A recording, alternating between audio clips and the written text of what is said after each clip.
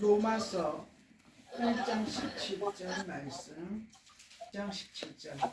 복음에는 하나님의 의가 나타나서 믿음으로 믿음에 이르게 하나니 기록된 바 오직 의는 믿음으로 말미암아 살리라 한과 같으니라. 아멘. 하나님 아버지 감사합니다. 허물과 죄로 죽었던 우리를 하나님의 자녀로 삼아주시고 천국을 소망하며 살아가게 하시니 감사합니다. 한 주간도 감사하며 살아가게 하시고 내가 똑똑해서 구원받은 것이 아니라 전적으로 하나님의 은혜였음을 잊지 말고 살아가는 저희들이 되게 하여 주시옵소서. 말씀을 듣습니다. 목사님 입을 통하여서 능력의 말씀을 선포하실 때에 아멘으로 화답하게 하시고 혹이라도 사람의 생각이 나타나지 않도록 주께서 도와주시옵소서. 한 주간도 우리의 가정과 우리의 사업장이 하나님의 은혜로 살아감을 믿고 나아갈 수 있는 우리의 성도들이 될 수 있도록 인도하여 주시옵소서. 예수님의 이름으로 기도합니다. 아멘. 자, 오늘은 로마서 1장 17절 말씀 믿음에 대해서 말씀을 나누겠습니다. 시를 통해서 조금 이야기를 나누었습니다만은 우리가 길을 잊을만 하면은 방향지시편이 화살표가 나타나 가지고 바른 신앙과 바른 믿음의 길로 걸어갈 수 있도록 이렇게 해주시는 하나님의 은혜, 하나님의 사랑. 세상이 너무 어두워졌을 때에 하나님께서는 하늘 위에 별빛을 내 가지고 동방의 박사들이 별빛을 쫓아서 예수님을 예배하러 가도록 그렇게 해주셨잖아요. 동방의 박사들이 별빛을 쫓아가서 탄생하신 예수님한테 세 가지 예물을 드렸어요. 뭡니까? 황금, 당신은 왕이십니다라는 그런 메시지. 유향, 유향은 하나님 앞에 제사 드리는 제사장들이 선지자들이 쓰는 특수한 향기예요. 이 말은 무슨 말이에요? 예수님 당신은 제사장이십니다. 인류의 죄를 해결하실 분입니다. 그런 의미예요. 그 다음에 모략을 드렸잖아요. 모략은 뭡니까? 사람이 죽으면 시신을 방부하기 위해서, 처리하기 위해서 그걸 바른단 말이죠. 그래서 예수님 십자가에 못 박혀 돌아가실 때에 아들 요셉도 그 다음에 그 마리아를 비롯한 여인들도 시신의 발을 모략을 가지고 방문한 그런 모습들을 볼 수 있습니다. 그런데 이 예물을 가지고 온 사람들이 누구냐? 동방의 박사들이란 말이죠. 그때 이 박사들은 왕을 세울 권한이 주어진 사람들이 박사였어요. 동방의 그 박사들이. 그러니까 그냥 온 게 아니고 이 사람들은 정치적인 파워가 있는, 힘이 있는 권한을 부여받은 동방의 박사들이었단 말이에요. 그런 분을 통해서 찾아왔다는 것은 인간적인 면에서 봤을 때, 세상적인 면에서 봤을 때도 이분이야말로 왕이시다. 우리 헤롯이 왕궁에 앉아있다가 이 박사들이 왔다는 이야기를 듣고 왜 왔나 물으니까 내가 통치하는 이 지역에 세상을 다스리는 왕이 난다 그러니까 헤롯이 가만히 있을 수가 있느냐 말이죠. 못 있죠. 어쨌든 죽여버려야 되죠. 이게 정치적인 상황 아닙니까? 그런데 이런 상황을 통해서 예수님이 우리에게 은혜의 선물로 오셨는데 요즘 어떻습니까? 예수님을 거부하지요. 그거 뭐 지나온 전설이나 설화지 뭐. 설화 정도가 아니고요. 가만히 묵상해서 들어가 보면은 야, 이런 정말 엄청난 선물을 우리가 오늘 말씀을 들으면서 말씀이 우리를 빛으로 인도하고 말씀의 빛이 우리를 믿음으로 인도하고 그 믿음 안에서 우리가 다시 방향지시판으로 우리의 신앙을 이렇게 방향 잡아가지 않습니까? 그런데 그 방향 잡아가는 말씀 중에 로마서 1장 17절 말씀에 복음에는 복음 뭡니까? 예수 그리스도의 나심과 죽으심과 부활하신 그게 복음이잖아요. 예수 그리스도 메시아 왕 그 자체가 그리스도시다. 이게 복음이다. 세상의 복음이다. 이 복음 안에 뭐가 있다고요? 하나님의 의가 나타났다. 예수 그리스도를 통해서 우리가 하나님 앞에 서려고 그러면 뭐가 필요합니까? 의로운 자만 설 수 있다. 의라는 것은 죄가 없어 깨끗해진 사람이 상태가 의다 말이에요. 그럼 우리가 세상 살아가면서 의가 나올 수 있습니까? 세상의 모든 종교는 자기 의를 얻기 위해서 온갖 수행을 하고 온갖 고행을 다 하고 있습니다. 불교도, 유교도, 천주교도, 이슬람도, 세상의 종교는 다 그래요. 뭐 때문에? 의를 얻으려고. 왜 의를 얻으려고? 하나님을 만날 수 있으려고, 천국 갈 수 있으려고, 자격을 얻으려고. 의는 분명히 기억해야 될 것은 하나님의 의를 이루어야 내 의가 아니다. 인간의 의가 아니다. 네 인간의 의로 노력하는 거 그거 아무것도 아니야. 그거는 쓸모없는 거야. 그 의는 죄로 오염돼 부패된 상황에서 나오는 의이기 때문에 아무 쓸모자격도 없다. 어느 왕궁에서 있었던 일입니다. 왕궁에서 왕이 전국에 포고령을 내렸습니다. 모일모시에 전국의 예쁜 처녀들은 다 모여라.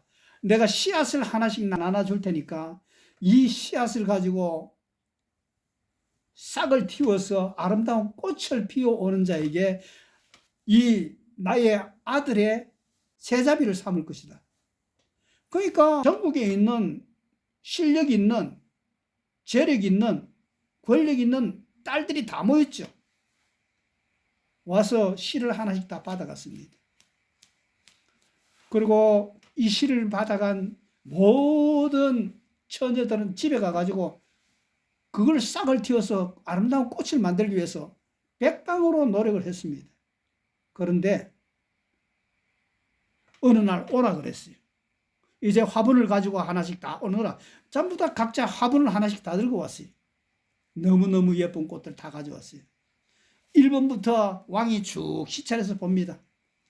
그런데 어느 꽃이 제일 예쁜가를 보고 가는 줄 알았는데 이 왕이 그건 다 지나치더만 제일 마지막에 있는 꽃이 피지 않는 빈 화분을 들고 서 있는 부끄러워서 어쩔 줄 몰라 하는 한 처녀 앞에 서더니만 너 내 수레에 타라. 왕궁으로 가자. 그래 태워갔습니다. 그리고 하는 말이 내가 준 씨앗이 싹이 트고 꽃이 필 수 없는 이유는 내가 그 씨앗들을 다 삶아가지고 생명 없는 채로 너희들에게 다 나누어 줬는데 이 처녀야말로 꽃이 필 수 없는 상황에 너희는 꽃을 가져왔고 이 처녀는 정직한 상황에서 꽃을 안 들고 와서 부끄럽게 써 있다.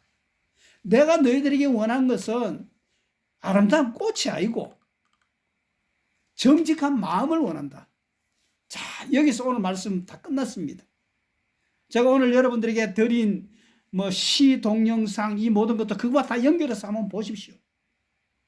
우리의 험한 인생길 가운데서 행복한 이유가 보내심도 주님께서 보내셨고 구원하신 것도 하나님의 은혜로 왔고 내가 빛되고 소금되고 살 수 있는 평안과 참된 자유의 생수를 마시면서 사는 이 모든 것들이 다 하나님의 것이었습니다.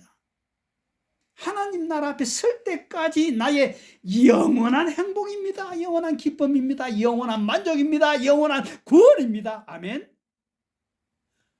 내가 아무리 하려고 해도 이 의는 하나님 앞에 소용없는 왕이 이야기를 했잖아.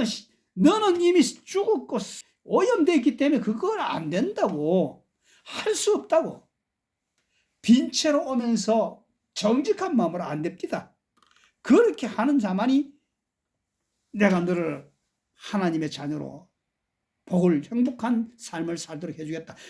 이게 하나님의 의다 말이죠. 그런데 이 하나님의 의는 어디에서 시작해? 믿음에서 믿음으로 이르기. 출발점이 믿음에서 출발해서 믿음으로 마지막까지 가게 한다. 그리고 오직 의인은 믿음으로 말미암아 살리라. 여기에 살리라 하는 것은 오늘 밥 먹고 내일 밥 먹고 억지로 살아가는 그게 아니고 생명 자체가 억지로 사는 게 아니라 선물로 살아가는 그런 삶으로 이해를 해야 되는 거예요. 한 끼 먹고 두 끼 먹고 날마다 나가서 고생하면서 돈 버는 그런 사는 게 아니고 하나님 다 준비해 주시고 이렇게 해 주시고 그리고 주님을 만날 수 있도록 인도해 가는. 오늘 제가 중요하게 여겨야 될 것은 뭐냐니까 믿음의 시점이에요. 믿음에서 믿음으로 하는 것은 뭐야? 믿음에서 하는 것은 과거적인 거예요. 믿음으로 하는 것은 미래적인 의미예요. 여기서 우리가 잘 생각해야 되는 것입니다. 이 성경에 기록된 시대는 헬라어 문화권 시대예요. 헬라어는 지혜, 이성을 굉장히 최고의 것으로 생각하던 그때였어요. 그때의 헬라 문화권 시대의 이 시간의 개념은 두 가지 개념으로 분석을 했어요. 하나는 크로노스 시간이 있고 하나는 카이로스 시간. 이건 여러분들이 말씀드리면서 많이 들었죠.